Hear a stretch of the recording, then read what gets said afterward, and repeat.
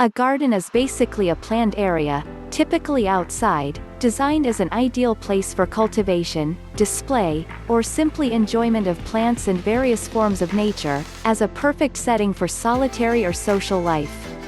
No matter where you live in the world, a garden can be found there, although you will not always know what kind of plants you are growing there. The single defining feature defining even the wildest garden is enclosure.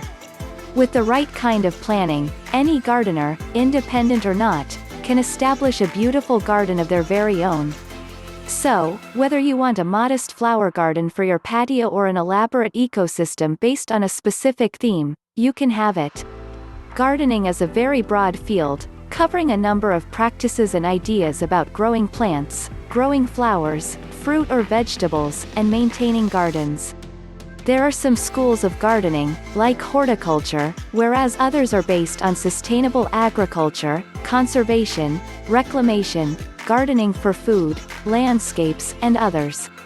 Sustainable agriculture is essentially the practice of farming in a manner that allows for environmental preservation as well as productivity, and these practices have become increasingly popular as organic gardening gains popularity and becomes more accessible to a broader range of people.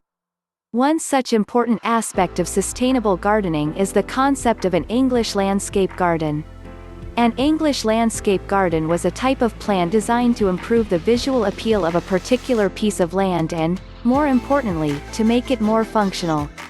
The basic purpose of an English landscape garden was to add beauty and usefulness to a piece of land by improving the surrounding landscape. A landscape garden was usually located within a boundary-walled garden, with walls of stones or landscaping to protect plants from damage.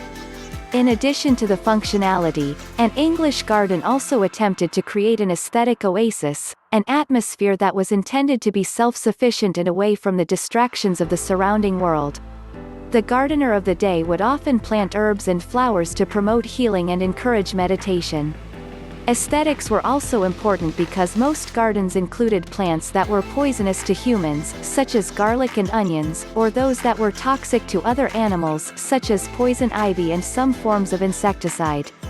Therefore, the garden plot was designed so that harmful or potentially harmful plants and animals would be contained within the boundaries of the garden plot.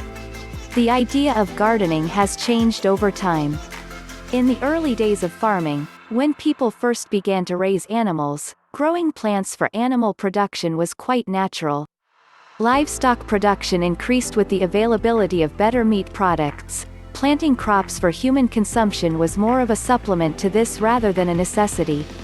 However, over time we started to need more food, and farming became an industry that required large quantities of land with little return. It is from this basis that we see today's interest in organic farming techniques and practices. Organic gardening is a form of agroecology, a form of gardening that seeks to enhance the ecological relationship between humans and their environment by ensuring that humans and their environments coexist harmoniously. For gardeners and farmers who understand the value of sustainable agriculture, there is little reason why organic gardening cannot thrive on our modern farms and landscapes. Indeed, it has been stated that many of the world's major agricultural challenges can be solved through organic gardening methods.